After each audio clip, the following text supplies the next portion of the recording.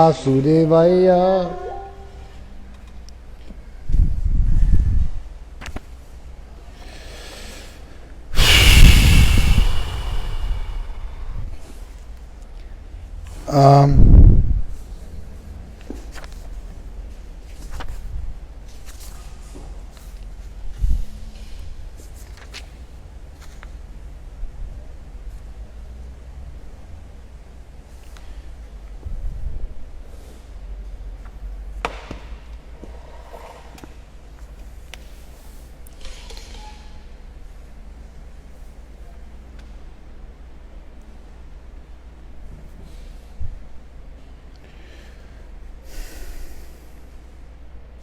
Okay.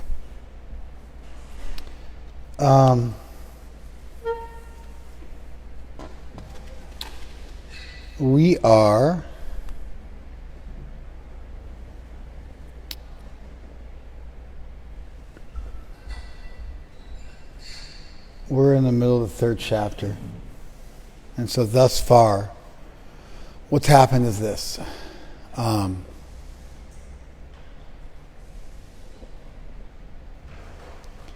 Arjuna had a meltdown, confronted with the bloody reality that he was going to have to kill his family members for a good cause.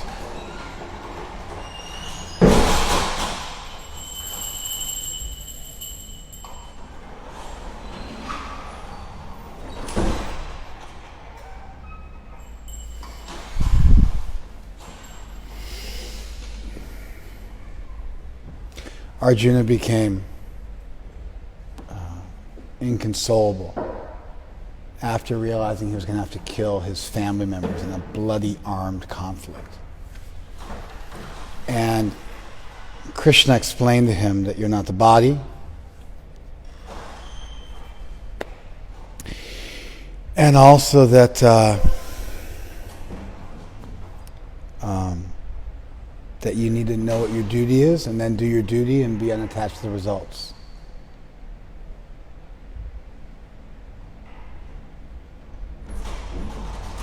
I'm just going to start again.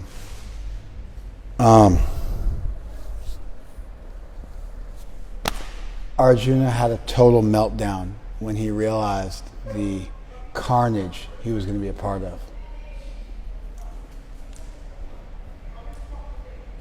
Shekhar!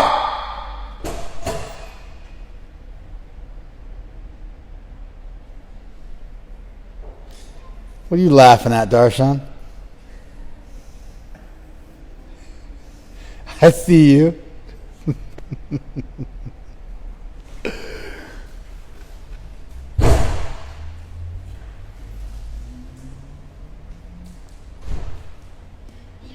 All right.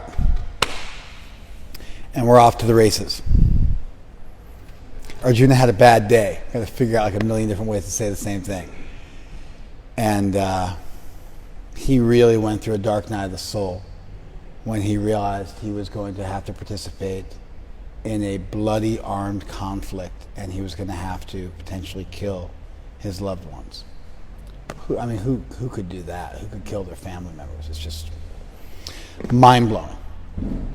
And Arjuna went to Krishna, took shelter of him, and Krishna gave him a couple of tidbits, a couple of really solid pieces of instruction. Number one, you're not the body, and number two, do your duty and don't be attached to the results. And these two things, they commingle real nicely. If you're not the body, you're part of something bigger. You can let go of some of the smaller stuff because you're not about that, you're about something bigger.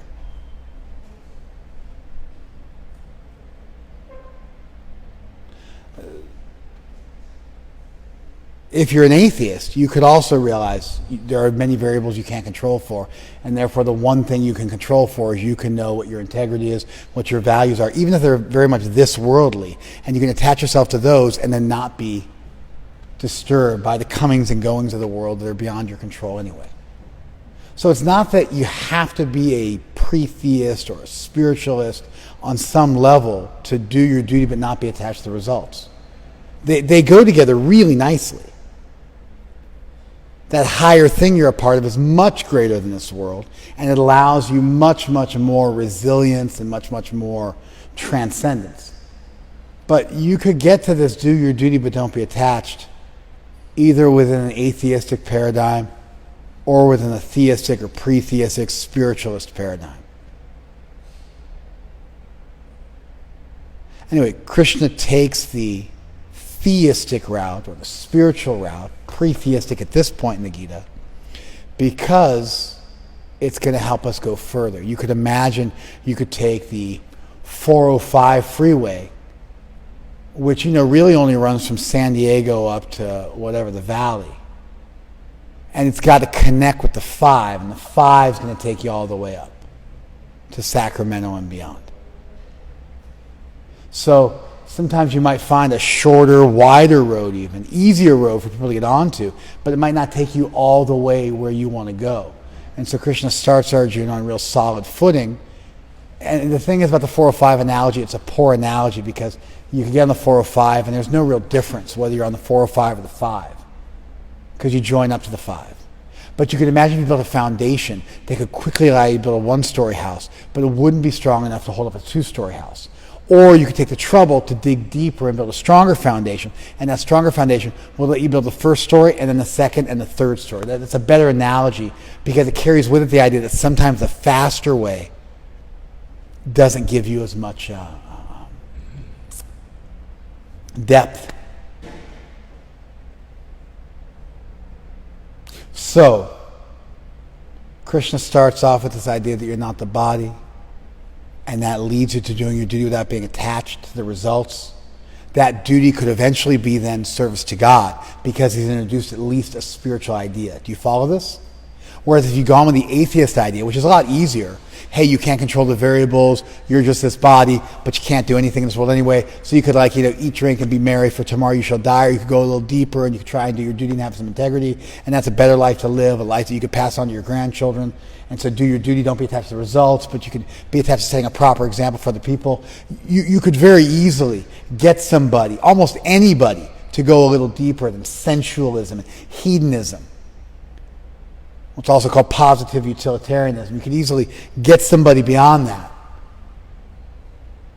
But then you wouldn't be able to take them to the highest calling. You follow?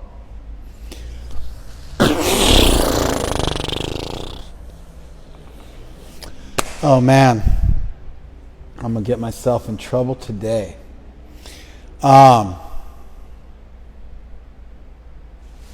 Then Arjuna's not quite ready for that detached spiritual thing. So Krishna then starts to tell Arjuna, do your duty just to get the best result, just to be happy in this world, just because that's how the world's constructed. There's a certain,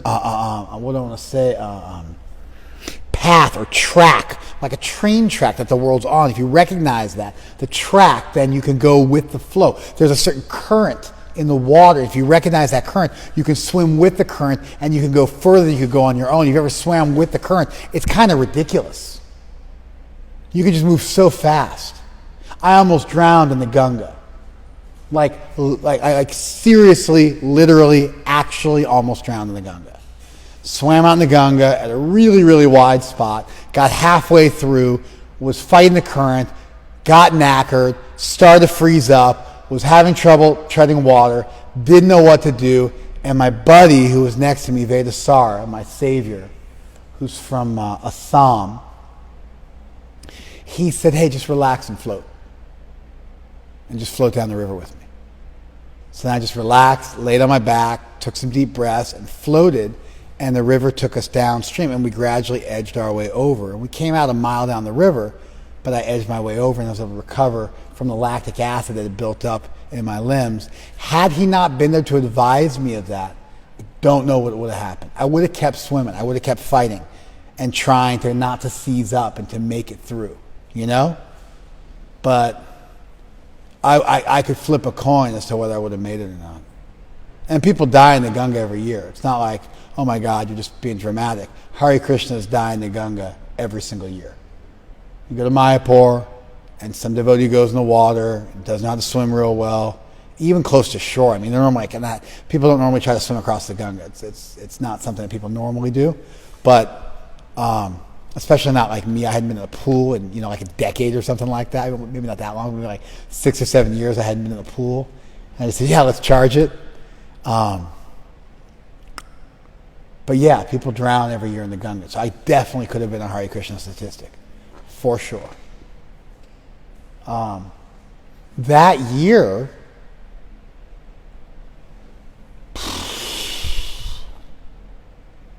Prabhupada's great niece drowned in the Ganga, who was a friend of mine. I knew Prabhupada's great niece. We got friendly. Somehow she took a shine to me, and we spent time together, and I preached to her, and we had a friendship. And she died that year, swimming in the Ganga. How crazy is that?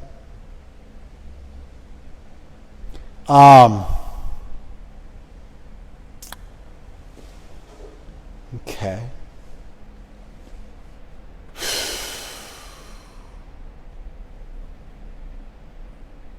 If you learn how to swim with the current, it's like a whole different world. You swim with a riptide. You swim out to sea and then come back in, like at a 90-degree angle with the riptide. You can get through it real quick. But if you kind of swim against it, directly against it, you'll be swimming with it all the way to shore, and you can't do it. You got to find where the riptide is, and you swim straight across it real quick.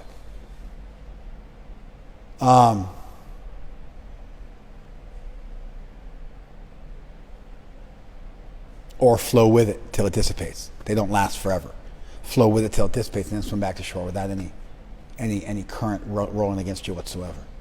So if you learn that, if you learn to roll with the train tracks, if you learn to understand that train tracks are the only way you can take a train anywhere, and you have to figure out which tracks will take you where you want to go, and even if it appears you're going in the wrong direction, you're eventually going to come back in the right direction. If you learn to swim with the current, or to go, in a way which is congruent with the current, even though it may be a longer route, it's a safer route. It's a route you can navigate. Life is filled with this kind of stuff.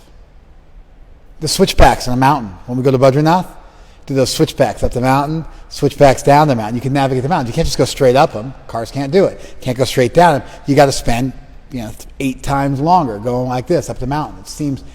It's like such a small amount you're driving. You're driving over so few mountains, but you have to do that because you have to climb and you have to go back down. You can only climb at a certain degree.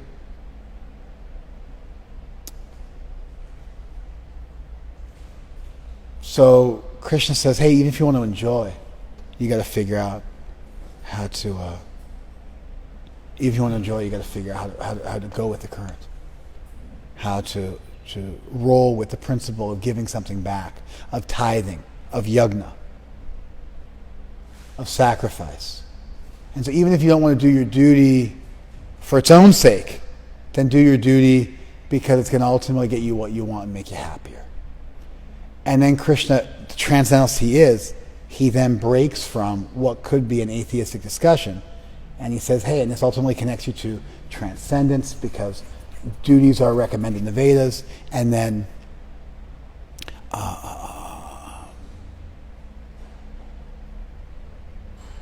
eventually you can get to a place where you go beyond doing your duty, and you're merged in transcendence, and you've solved the Rubik's Cube of this world, and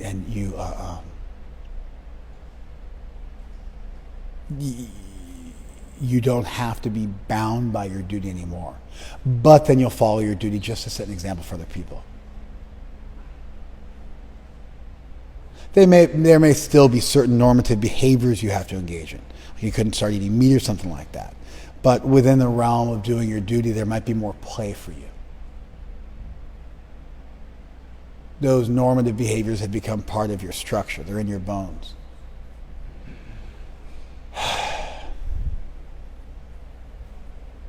And then Krishna explains how, if you've reached the stage of self-realization, you should still work copacetically with your community and gradually uplift them, because everybody might not be at your level. And they might become disturbed if you try and give them too much too soon. So you should instead engage people in doing their duty, even for materialistic purposes, and gradually bring them to a higher truth in a way which won't cause their brain to tilt.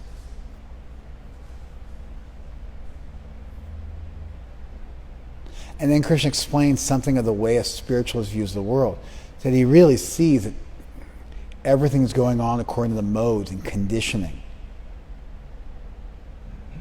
genetics and epigenetics. And our free will really consists of how we choose to view the world, not necessarily in having an absolute control over the world. We don't live in an untracked universe.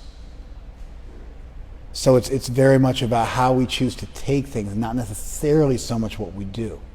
And there's a complicated algorithm of karma going on, and you get just what you deserve, but where your freedom lies is in how you take it. Now that could be disempowering. I don't know. You could fight for justice because you've been given a body to fight for justice. You could take medicine, unlike the Christian Scientists, because medicine has been put on this earth by God's arrangement as well. You could find room for all sorts of activism, but there'd be a certain point at which you wouldn't buy into the idea that you're of this world and this world is the most important thing. And it wouldn't get that tantalizing and that seductive that you forgot that you have a higher home. You have a home above this world. You have a higher calling, and you won't get stuck in this world fighting for this cause and that cause, watering this leaf and that leaf as if it's the most important thing in the world, raising up your social duties as if they are your religion, as if they are your highest calling.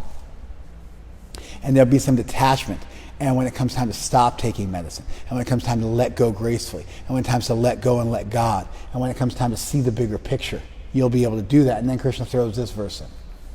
One who's in knowledge of the absolute truth. This is text 28, chapter 3. One who's in knowledge of the absolute truth. One who's tattva vit. One who sees that which is.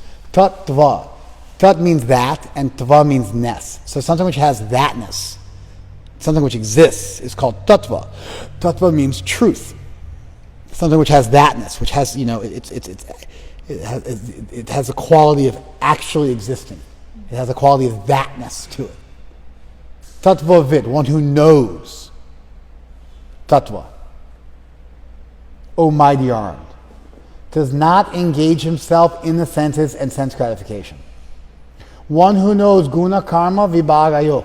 One who knows actions and how actions are related to conditioning. Guna, which means modes, sattva, rajas, and tamas, goodness, passion, and ignorance. Gunas really means conditioning. That we're creatures of habit, that we have a conditioning. And genetics really supports this. Genetics really supports this. There's another field called epigenetics, which is how genes express themselves, and that's not so simple because genes express themselves differently in different environments. And so although you might have a genetic predisposition towards something, that doesn't necessarily mean, statistically speaking, it means you're way more likely, but it's not necessarily a death sentence per se. Although it is in some ways, there are certain genetic predispositions which always express themselves, and you get these congenital heart defects and things you can't control for, and things which are well out of your ability. For instance, the amount of melanin in your skin. And therefore your predisposition towards skin cancer.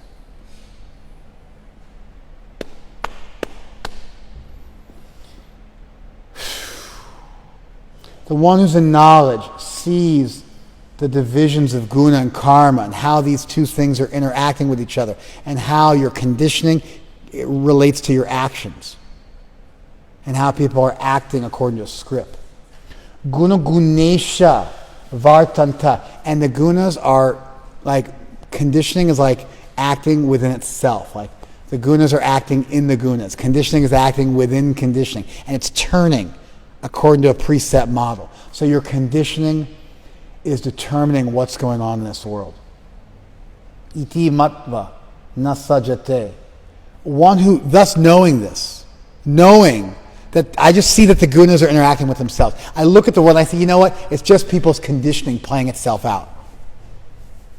It's just people's conditioning. It's not evil. It's not the devil. It's just their conditioning.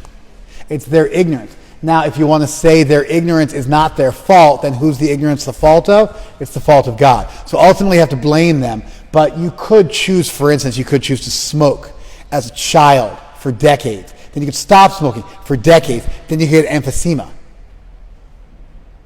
You may have done something in a past life. You may have done something early on in your life. And those things you've done may to some extent script the rest of your life. For instance, things are going to get really complicated really fast. The one who's in knowledge sees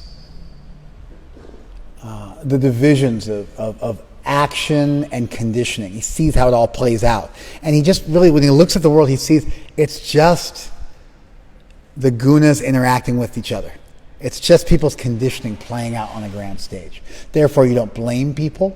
You don't hate people. You see that people are doing their best with what they got. You see it's ignorance. It's not evil. Ultimately, it's their responsibility, but maybe not from this lifetime. And by the time you get dealt a deck in this world, you don't have absolute freedom anymore. By the time you get dealt a deck, by the time the deck of life deals you a hand of cards in this world, you no longer have full freedom. That's the view of a self-realized soul, and therefore you interact with the world, but you got one foot out the door. And so devotees are never that attached because they know they might have to let go at some point. They know they're for sure going to have to let go at some point. At least everything material. Spiritual things they get attached to. Material things they don't. Did you guys follow all that? We're just warming up. We're just warming up.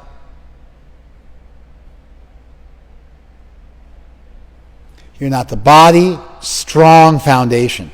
Do your duty. Could be done without that foundation, but with that foundation you can build multiple stories. I'm not ready for that, then do your duty to get what you want. But ultimately you're going to have to realize there's more to it.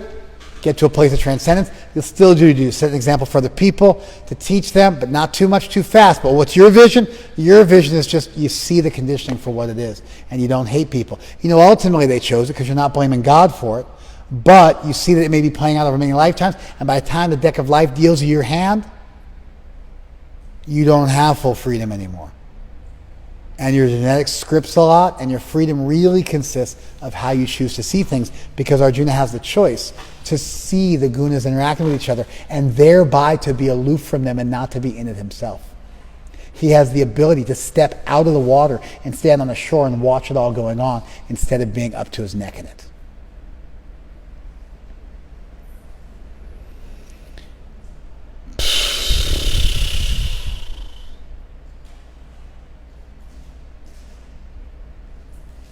Okay, here we go.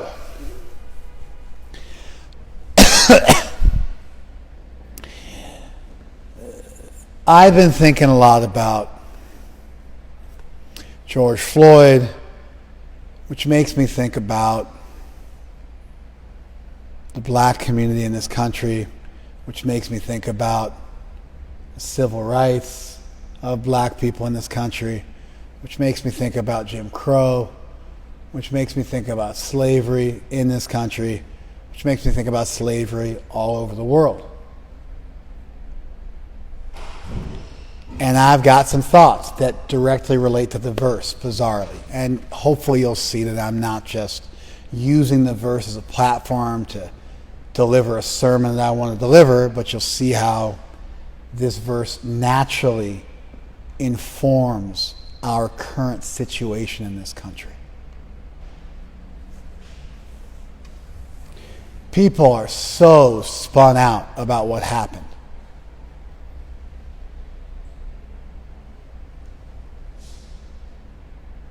But if you look at history,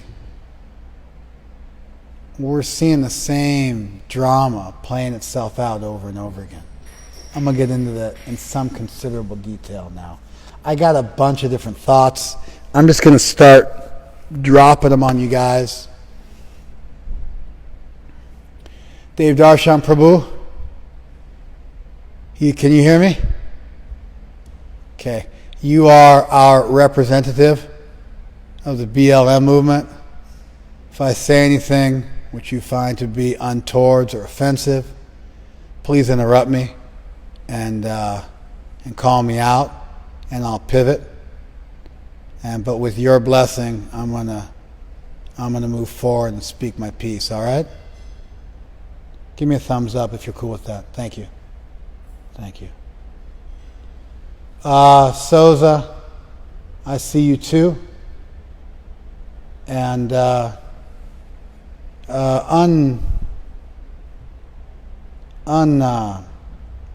mute yourself, would you, for a second?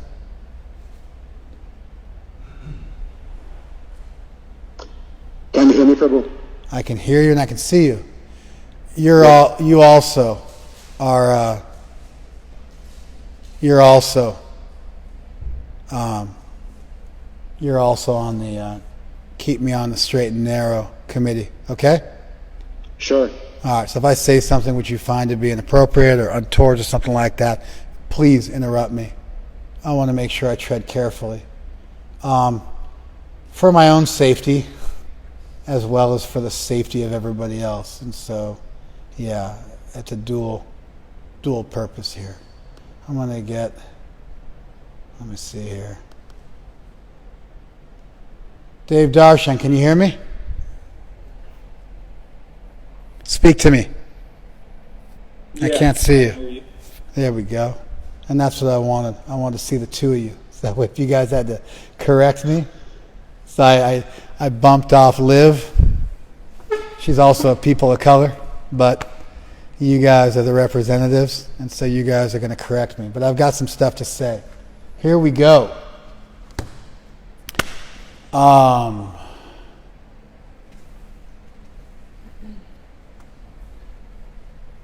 you guys familiar with Emmett Till? Emmett Till. Yeah. Emmett Till was a black kid from Chicago. And if you really want to understand the civil rights movement in the U.S., you got to know the story of Emmett Till.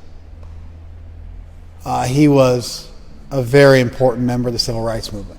He was a kid from Chicago. Now, in Chicago, you went to interracial schools where black and white populations were mixed because it was an urban environment. In the South, the schools were still fully segregated. In 1955, buses, restaurants, drinking fountains, bathrooms were still segregated in a lot of the country in the South because of a series of laws called Jim Crow laws. When they made slavery illegal in 1864, they also came up with a bunch of laws which would still allow white people to segregate the black population and treat them in a very, very poor way to continue to have some kind of white supremacy. And these Jim Crow laws were actual laws, like can't ride in the same seat. If a black person wants to ride on the bus in the black section, in what was called the colored section, and a white person doesn't have a seat in the white section, then you have to give up your seat.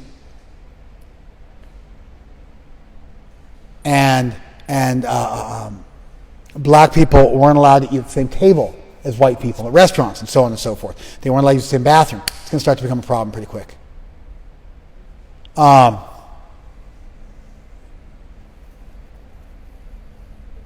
So there were legal Jim Crow laws, like the ones I just mentioned, but then there was this whole Jim Crow culture, which wasn't actually a set of laws per se, but it was just the way the South functioned. Black people were never introduced to white people. White people were introduced to black people. Black people never call white people by their first name. They always called them Mr. If you were an 80-year-old black man, you were talking to a 7-year-old white boy, you would call him Mr. So-and-so or Master so-and-so, as children are oftentimes called Master, below the age of whatever it is, 18. Mrs. or Miss.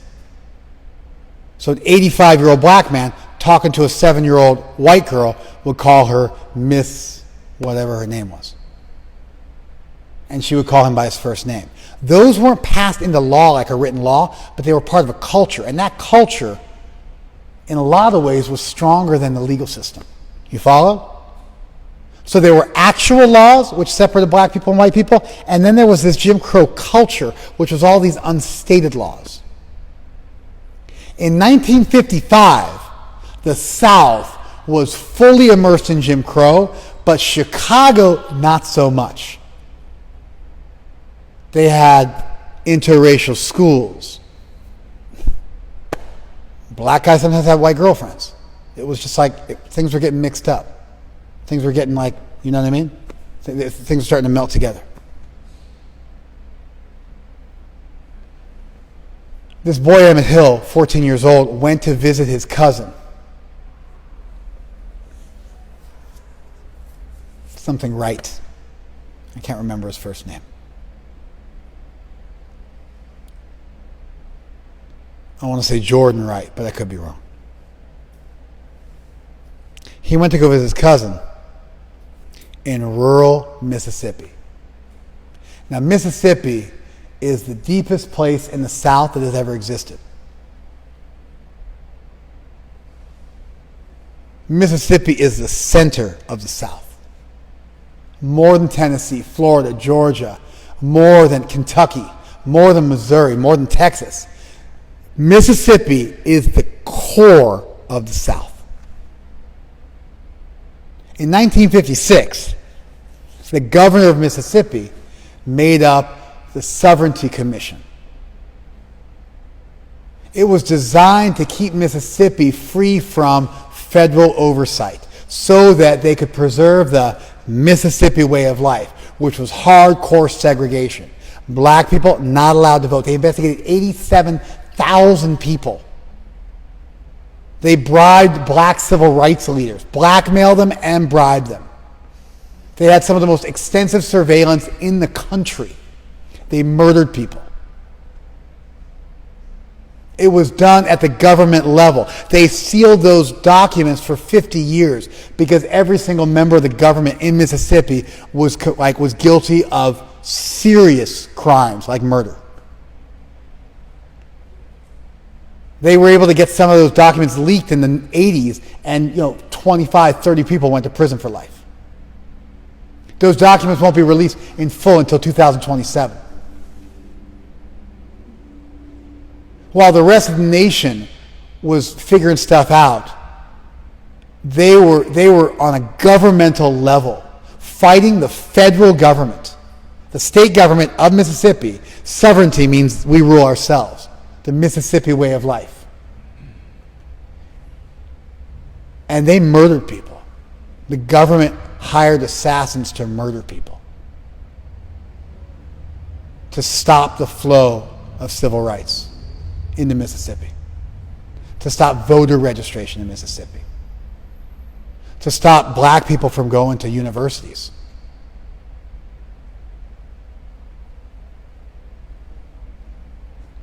Emmett went to visit Mississippi to see his cousin.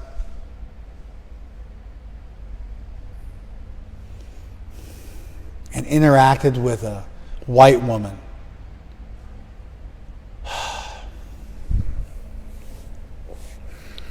Carolyn something or other.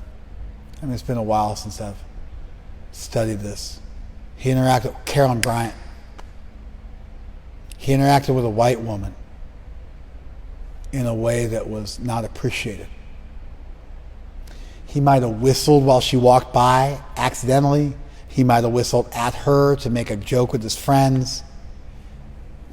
She owned a store. He bought some candy in the store. He had some interaction that was found to be offensive. She went out to her car and got a gun. All the kids split. Her husband came home. A couple nights later, he was like fishing or something like that. He came home a couple nights later, found out what was going on, beat up a bunch of people, found out where Emmett Hill was staying, this kid from Chicago, went to their house, dragged him out of bed, to put him in the back of his pickup truck, tied him up, beat him to death, shot him in the face, threw him off a bridge.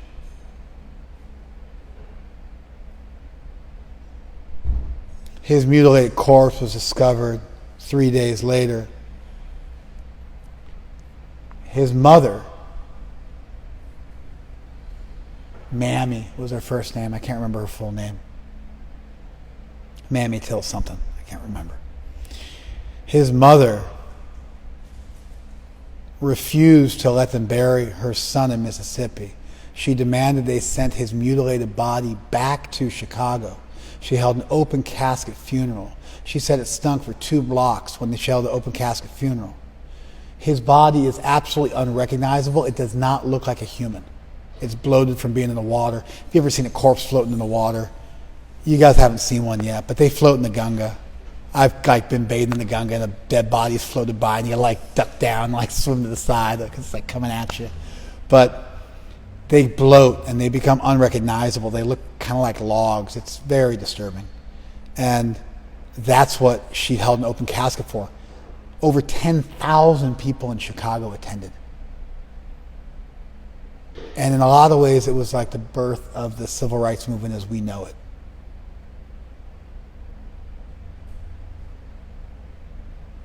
It was just so repugnant that a 14-year-old boy who had a smile lights up a room. If you look at the pictures of him, he was just like a very innocent, sweet child, and he was brutally murdered for nothing. And that photograph of his bludgeoned and bloated corpse made newspaper headlines all over the world. And it mobilized black people and white people like nothing before.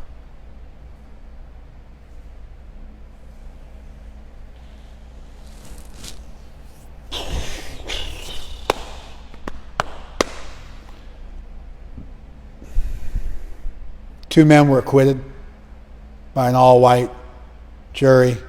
They admitted afterwards, because they couldn't be tried again because of double jeopardy, that they killed him. Carolyn Bryant, who originally said he accosted her, grabbed her, eventually on her deathbed recounted her testimony.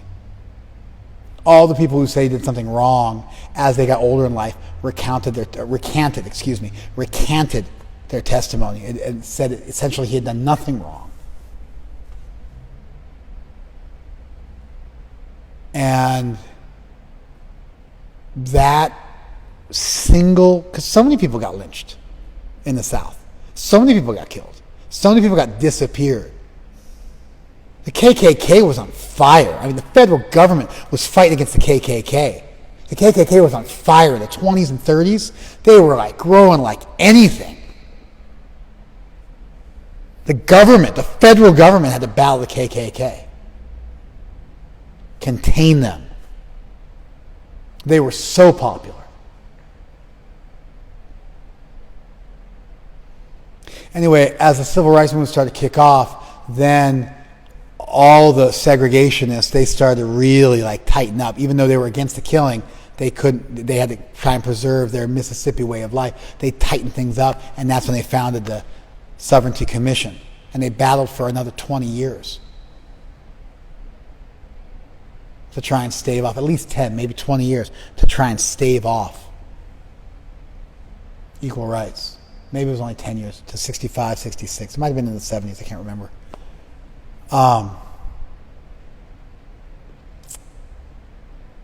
But it was like a fire got lit in the black community. They just could not tolerate it. It was too much. It was too heinous. A single death. Because he hadn't observed the Jim Crow etiquette, not even the laws, but just the etiquette. He went into a foreign situation and he didn't understand the etiquette. And he behaved wrong because he wasn't trained in the way to do business in rural Mississippi. And so he behaved like a Chicagoan in rural Mississippi, and he got killed at the age of 14 by grown men who beat him to within an inch of his life. His eye was out of his socket. Really bad stuff. People reported hearing him cry in the barn while he was being beaten to death. They eventually shot him in the head, dumped his body, and got off scot-free. Cold-blooded murder. First-degree murder. Not a crime of passion. First-degree murder. Are we good?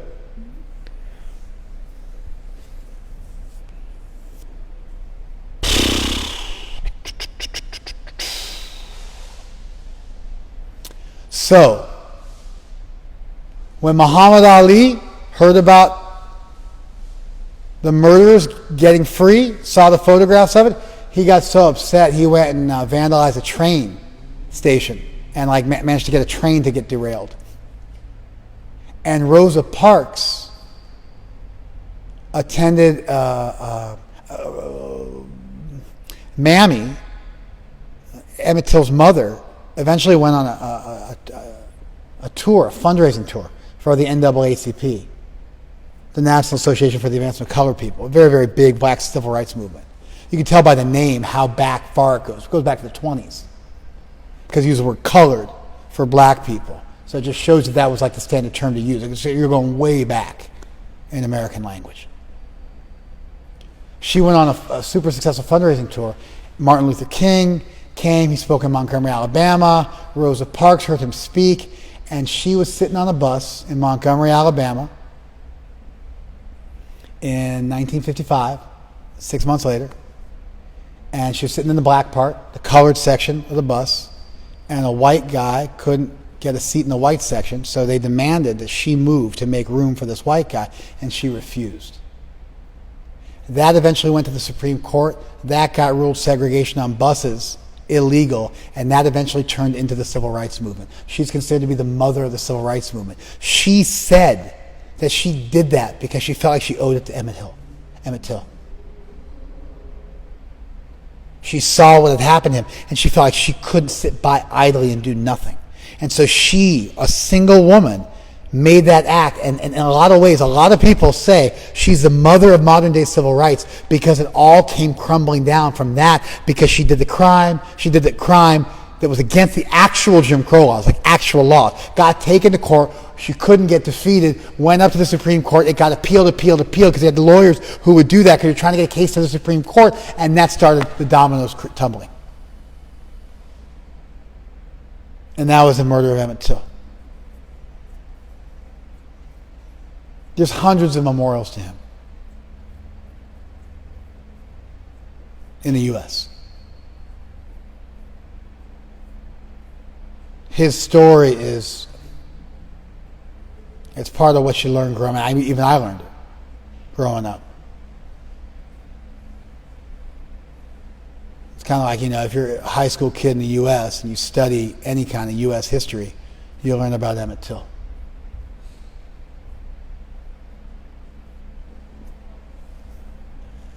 I think George Floyd is like Emmett Till. It's a little messier. George Floyd was probably on drugs. He was 46 years old. He had, a rap sheet a mile long. He resisted arrest a little bit. It obviously was not first-degree premeditated murder. There are a number of ways in which George Floyd was not Emmett Till, nowhere near Emmett Till. The heinousness of the crime, the premeditation of the crime, the brutality of it, the murdering of a child, the beating him to death, definitely Derek Chauvin and his accomplices will not get off. They will go to jail for a long time. The fact that he got off, that he did nothing wrong, there was no even crime committed. In a lot of ways, it's dissimilar from Emmett Till. But for me, when I look at George Floyd, there's this image of George Floyd being murdered, and there's this picture of Emmett Till's body, and these things are rallying points where it's just like, enough is enough.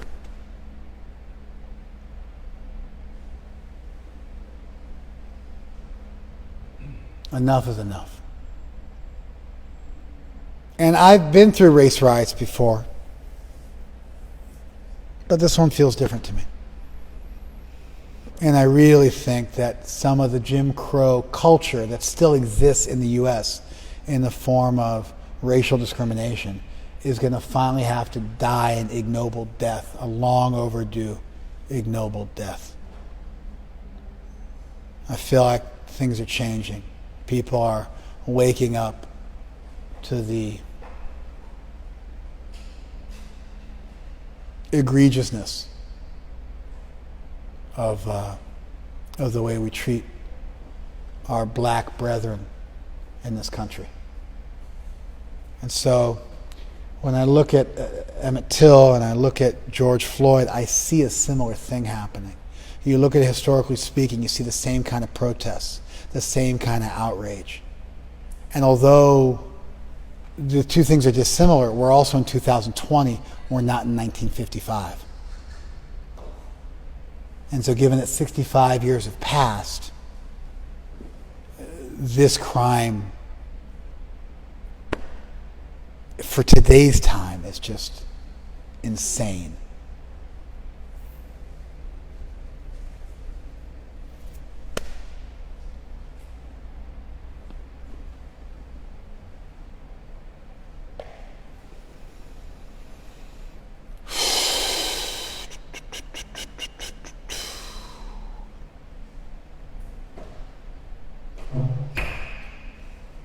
That said, injustice isn't going anywhere. We should use this to move forward, and it's going to happen. And it's a good thing it's happening. It's long overdue. But injustice isn't at risk of dying out or going extinct anytime soon. You drive an hour from here. You're in Baja California, Mexico, one of the most violent states in all of Mexico, one of the most violent states in all of Latin America. In Mexico, 130 politicians were killed last year in elections. 130 politicians were killed last year in elections.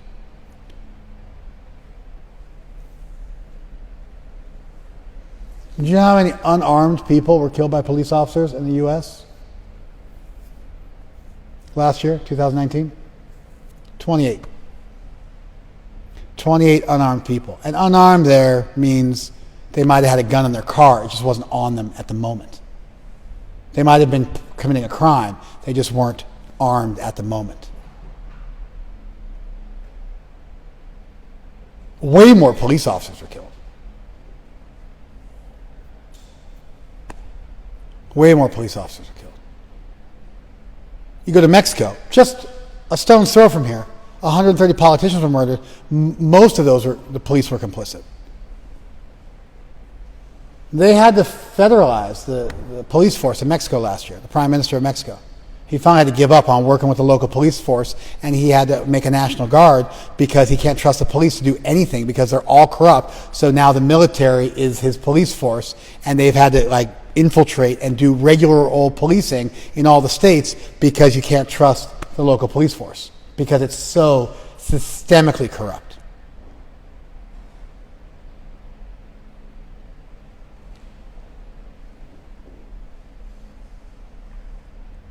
Meanwhile, Mauritania, on the west coast of Africa, they just declared slavery illegal in 2007. You heard that right. In 2007, it was still legal to own slaves. And it was the Berbers who owned the Haratin. It was like white Middle Eastern slave owners who owned black African slaves. For 1,000+ years. Full slavery. Not indentured servitude, actual slavery. Legal in Mauritania.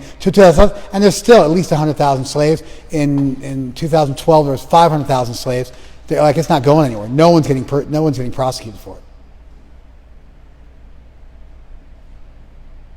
20% of the world's children under the age of 5 are stunted. That means they will never grow up to be at their regular height or weight because of malnutrition that they suffered early on in life.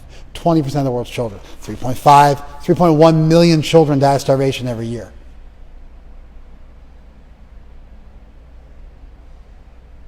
That means, If you look at unarmed black people who die in this country every year, it was 9 last year. 9 children die in 90 seconds. Every 90 seconds, 9 children die of starvation.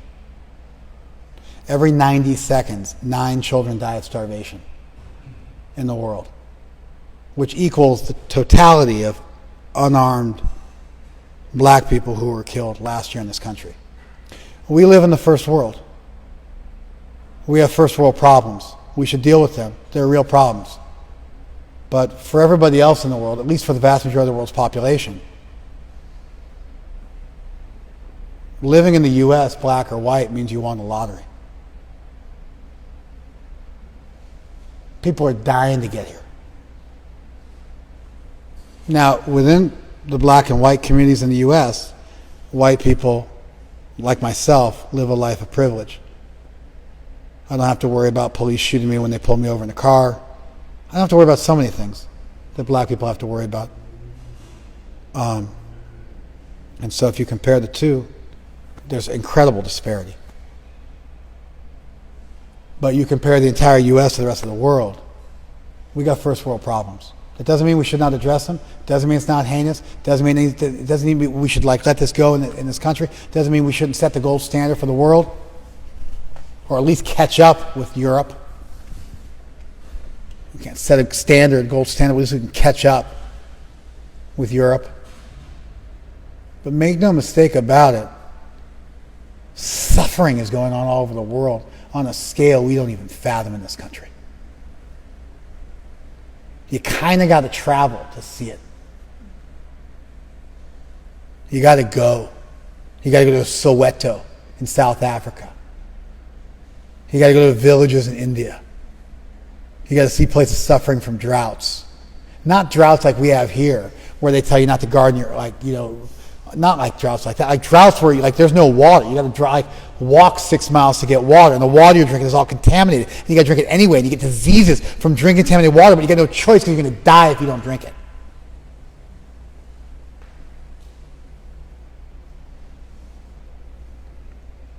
I got sick drinking contaminated water. I was out in the middle of nowhere in India, and I was dehydrated. I wasn't going to make it, and I knew the place I was drinking water from was suspect, and it wasn't going to be good for me. And I got what's it called? Hepatitis A from drinking bad water. It's not the intravenous one; it's the light one you get. But I knew it. I knew I was drinking bad water. I just had no choice. I got seriously ill. But I was done. I was too hot. I was going to die. There's no water around. Nobody around. I'm in the middle of nowhere.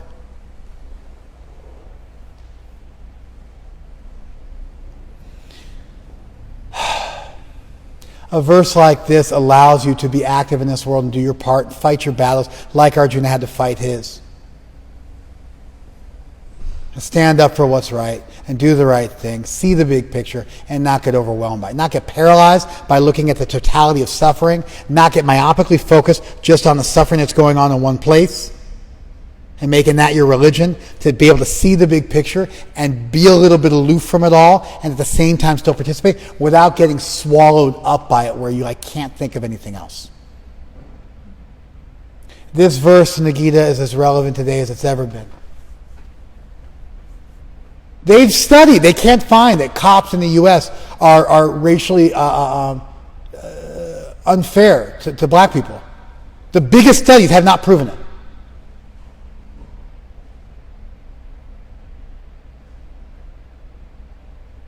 There's 1,000 police deaths, 235 of them were black people. It's 23.5%. Black people only make up 13% of the population. That means it's 1.75 times what it should be based on the population. But then that same community, the black community, is responsible for 53% of murders and 60% of robberies. And so in that sense, they're getting killed way less than they should be based on crime statistics themselves. Now you could say it's bad policies that are causing black people to commit more crimes, and it's because of poverty and stuff like that. That's fine. You can address that. But that doesn't mean the police officers are... In fact, white police officers have been shown to shoot black people less often than black police officers. I don't even think we should get rid of chokeholds. Even Trump thinks we should get rid of chokeholds. I don't believe that. I believe cops should be really, really well skilled in hand-to-hand combat, so they don't have to deploy their weapons and threaten people with death, so they can control people and know how to grab somebody's neck without killing them. I mean, the guy just had no sense of what he was doing, and everything has to elevate to a potentially lethal conflict because they have no idea how to deal with people. You know, those skinny cops running around. They should be big, strong people who are trained how to fight. That's what they should do. They should be professional fighters, practically speaking, so that they're masters of both lethal as well as non-lethal ways of controlling crowds. And manipulating somebody's neck is super critical. You look at wrestling, it's all about manipulating somebody's head. Where the head goes, the body will follow. To take that tool away from them, because you're 18 and a half times more likely as a white police officer to get killed by a black criminal than you are a black criminal who's unarmed to get shot by a white cop. 18 and a half times more likely. And so I don't think we should, I think we should defund the police and let firefighters and social workers do so much of the non-lethal potentially, or non-violent, or where you don't require arms. If you want to take the arms away from the police officers, that's great too, like they do in England.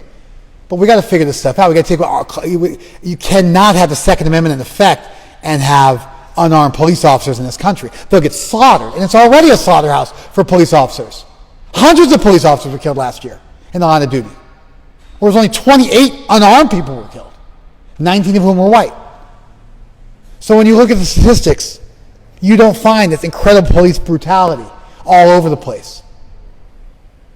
It's just not there. Maybe brutality, not murder. What happened in Minneapolis with murdering George Floyd on camera, it's just like something out of a horror movie. And those cops are going to go away for decades, if not for 50, 60 years, at least a couple of decades, if not more. Justice will be served. There's no way the courts aren't going to do their job.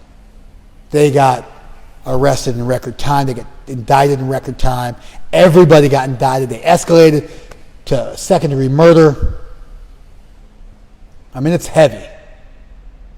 Major police reform going on in Minneapolis. I think it's all great. I think it should be done. But I also don't think that the solution is to completely gut the police department, who help us and protect us.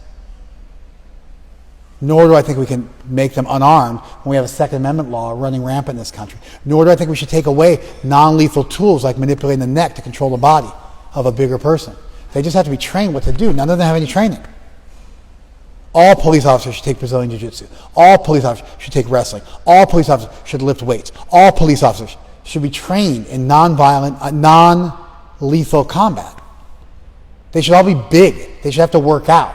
They should have to be big, large, strong people who are physically intimidated. They had to take weights away from prisons because the convicts were getting all big, and then they come out and commit crimes. Get the cops big, like the convicts. Make that part of their job, that they get really strong. Make that part of what it means to be a police officer.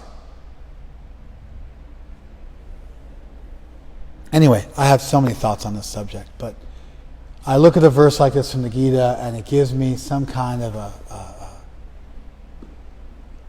a sense of detachment from the whole thing, so I can see the bigger picture and realize there's always going to be injustice, and I can be active in doing my part and playing my role, but I'm never going to be able to fix it, and I can't drown in it because there's something bigger going on. I'm not going to forget God.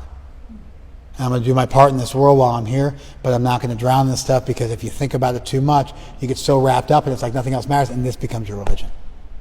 And you get obsessed with it. And you think everybody else should join your religion and join your cult. And we got to work for these equal rights, and we got a momentous occasion, and this is like the modern day Emmett Till moment, and we should use it, and big changes are coming. It's going to be great. And then we got to look at the rest of the world too and realize that we've got first world problems in this country. And the rest of the world can't even eat. They're not even at the level on Maslow's hierarchy of needs where they can worry about safety and social things and dignity. They're just trying to eat and drink water. And our hearts should go out to them as well. All right. I'm done. How much time we got? 40 seconds. Okay. For those of you who are watching on Instagram, Thank you very, very much for participating. We're all out of time. I hope I didn't say anything which was insensitive. But I think about this stuff, and I'm looking for a version of reality which might not be pretty, but which actually holds up to scrutiny, and which can actually make the way go forward. So thank you very much. You guys can stay on Zoom if you wanted for a minute and give some feedback if you guys have any questions, comments, discussion.